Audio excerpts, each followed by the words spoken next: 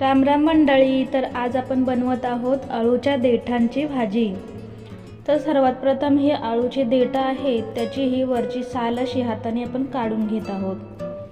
ही अशी हाताने काढल्यानंतर त्याला आपल्याला हातानेच या प्रकारे बारीक बारीक तुकड्यांमध्ये मोडून घ्यायची आहे. तर ही सर्व अळूची देठे आहेत ती अशी मी कट करून घेते. हे पहा, हे सर्व आता मी हातानेच मोडून घेतले. त्याचबरोबर चण्याची डाळ मी इथे भिजत घालून घेतलेली आहे 1 तासभर आधी. आता गॅसवरती कढई ठेवून ही जी देठे आहेत ती अशीच्याची सर्वच कढईमध्ये आपल्याला घालून घ्यायची आहेत. वरून 2 ते 3 थेंब तेलाचे घालून हे व्यवस्थित आपल्याला भाजून घ्यायची आहे. 5-1 मिनिटे भाजल्यानंतर ही देठे जी आहेत ती थोडीशी नरम व्हायला सुरुवात होते.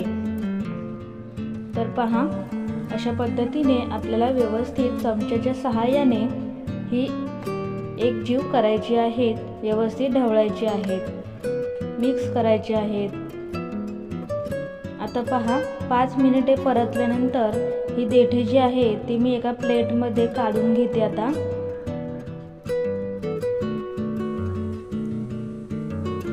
सर्व देठे जी आहेत ती काढून घ्यायची आणि याच कढईमध्ये आपल्याला आता ही भाजी तयार करायची आहे. पण सर्वात प्रथम ह्या देठांमध्ये आता मी पाणी ओतून घेते. पाणी ओतून ही देठे जी आहेत ही स्वच्छ धुवून घ्यायची आपल्याला. थोडा वेळ मी साईडला ठेवून देते अशीच. आणि आता कढईमध्ये आपल्याला तेल ओतून घ्यायचं आहे. इथे मी कढईत तेल ओतून घेतलेलं आहे. तेल छान गरम होऊ द्या. गरम झाल्यानंतर त्यामध्ये राई, जिरे आणि हिंग सुद्धा घालून घ्यायचं आहे.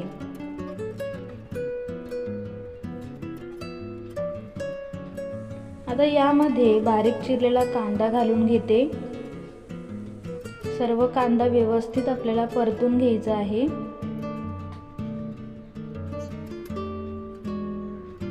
कांद्याला गुलाबी लालसर रंग येईपर्यंत परतून घ्यायचा आहे. इथे मी गॅस फुल ठेवलेला आहे. फुल गॅसवरतीच आपल्याला कांदा छान परतून घ्यायचा. आता पहा, कांद्याला थोडासा गुलाबी सर रंग आलेला आहे.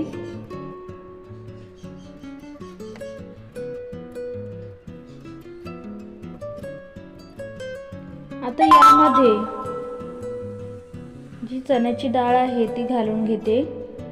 ही 1 तासभर मी भिजत घातली होती, ती मी इथे घालून घेत आहे आणि व्यवस्थित परतून घेत आहे.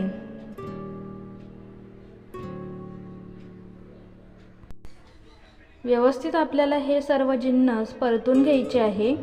आता यामध्ये मी जे देठे आहेत ती धुवून घेतलेली आहे ती सर्व देठ याच्यामध्ये घालून घेते. याच्यामध्ये आपण परतून घेतल्यानंतर पाणी घालून घेतलं होतं. त्यानंतर त्याच पाण्यामध्ये स्वच्छ ही देठे व्यवस्थित धुवून हाताने घट्ट पिळून यामध्ये आपल्याला घालून घ्यायचे आहेत.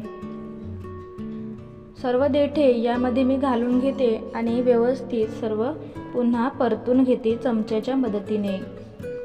सर्व आपल्याला मिक्स करून घ्यायचं आहे. अगदी सोपी आणि छान रेसिपी आहे, चविष्ट आहे, भन्नाट लागते चव याची. मंडळी, नक्कीच बनवून बघा तुम्ही सुद्धा व कमेंटमध्ये सांगायला विसरू नका की ही भाजी कशी झाली. आता यामध्ये मी हळद घालून घेतलेली आहे. त्यानंतर चवीनुसार मीठ घालून घ्यायचं आहे. नंतर गरम मसाला घातलेला आहे आणि त्याचबरोबर लाल तिखट सुद्धा घातलेला आहे. आता व्यवस्थित हा मसाला संपूर्ण देठांना लागेपर्यंत आपल्याला परतून घ्यायचा आहे. व्यवस्थित आपल्याला परतून घ्यायचं आहे व त्यानंतर झाकण ठेवून 5 मिनिटभर आपल्याला ही भाजी शिजून द्यायची आहे.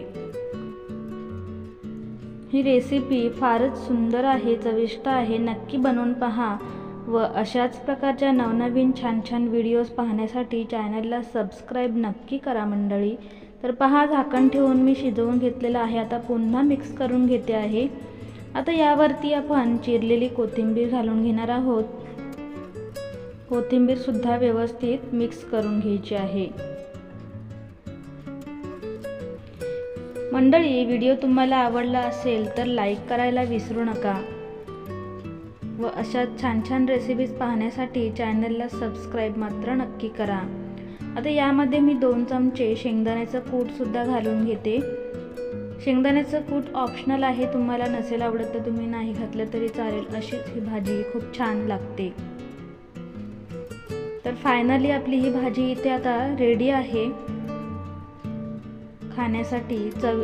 चपाती किंवा मग भाकरीसोबत सुद्धा छान लागते किंवा वरण भातासोबत सुद्धा खूप छान लागते। नक्कीच बनवून बघा। चला मंडळी, पुन्हा भेटूया।